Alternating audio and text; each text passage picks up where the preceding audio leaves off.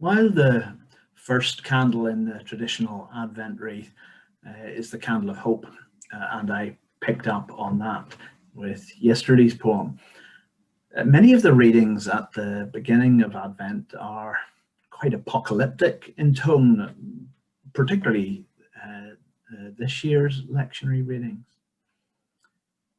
And we often miss the fact that part of the point of Jewish and early Christian apocalyptic was ultimately to inspire hope to what were beleaguered peoples.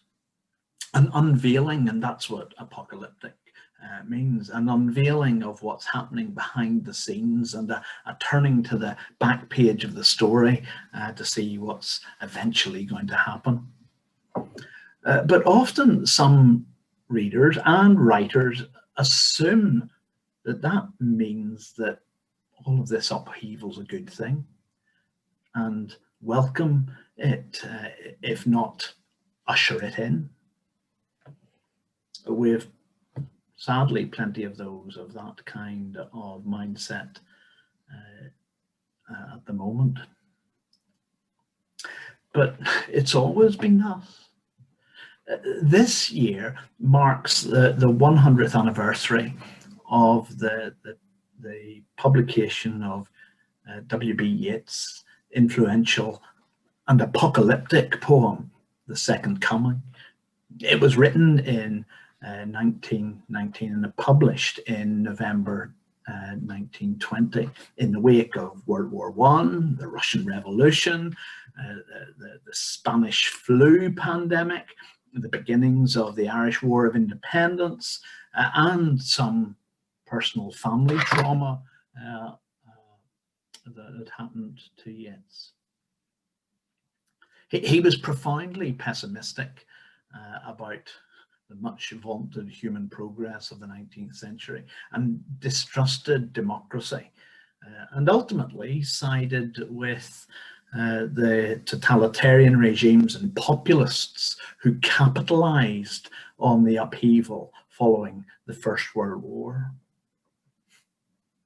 I don't agree with his analysis then or now,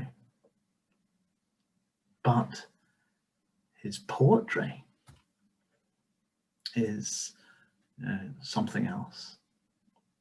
It really makes us think. And what was true in some ways in 1920 is perhaps also true in 2020. Here is W.B. Yeats' The Second Coming. Turning and turning in the widening gyre, the falcon cannot hear the falconer.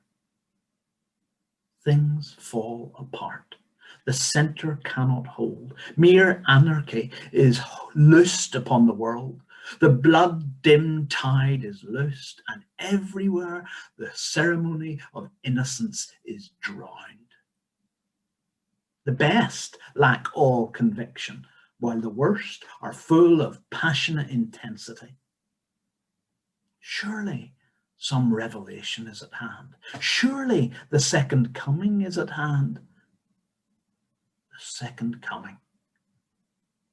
Hardly are those words out when a vast image out of Spiritus Mundi troubles my sight.